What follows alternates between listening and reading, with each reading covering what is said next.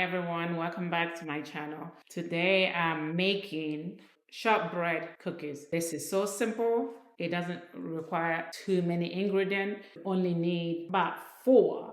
Traditionally, this originated from Scotland. The Scottish traditional shortbread is usually made with butter, flour, and sugar. But there's so many different variations that have come up. People can add some nuts or add vanilla, but this is usually enjoyed by itself or is used as a base for other desserts in Scotland. So without further ado, let's get to it. I love shortbread cookies. I grew up in England, so it is something that I've always enjoyed, and I decided why not just make my own and know exactly what is in the cookie and then control the sugar level. So let's get started. You need butter. Butter is the basis of the whole entire cookie because of its high fat content. It actually lasts much longer. It has a higher shelf life compared to every other cookie. So today we are going to use 227 grams or 2 sticks of unsalted butter. We're going to start by putting that, and this is room temperature. Put that in here.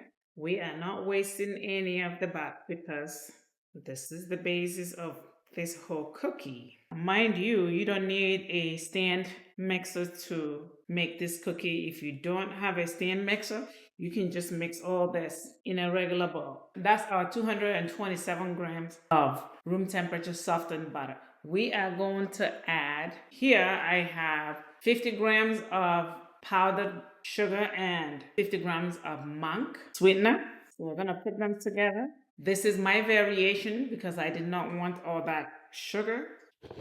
And here I have 400 grams of all-purpose flour, and I added 100 grams of corn flour. You don't necessarily have to add corn flour, but it makes it a little bit more crunchier and more crumbly. And we are going to add 1 tablespoon of vanilla. But we are going to start and mix the sugar and the butter together. We're going to combine them at a low speed. There we go. We started off on a low speed because we don't want the whole sugar to splatter all over the whole place. And then now we can increase the speed.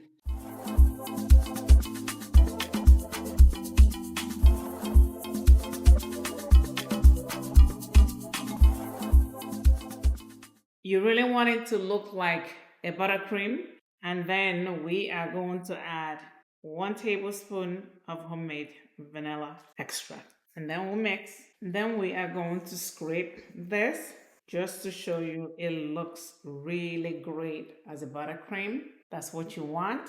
And now we are going to start adding the flour and corn flour mixture. We're going to add it slowly at a time at a very low speed.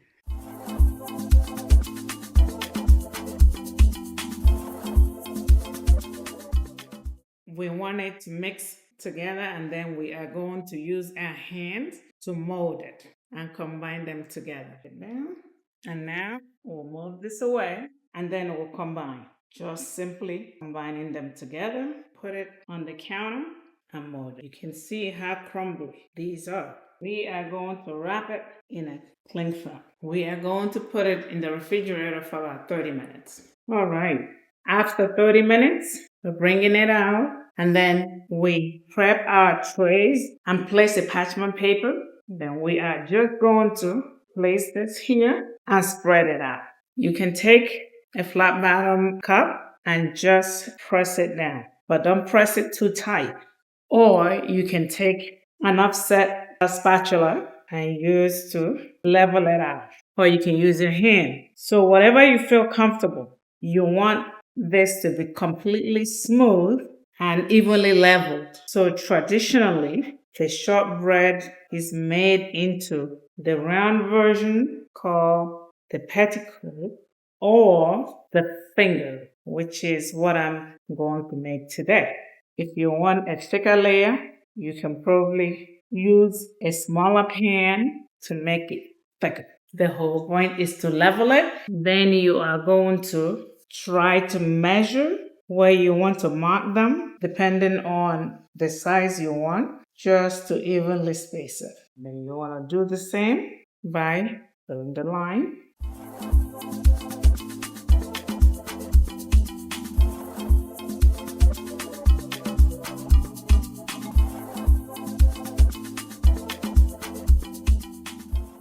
Then you want to cut the other way.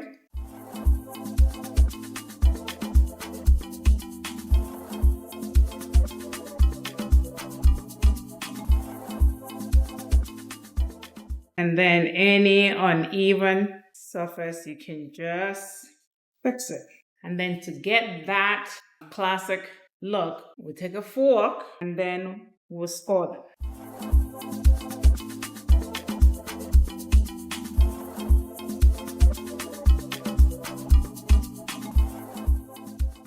And that is that.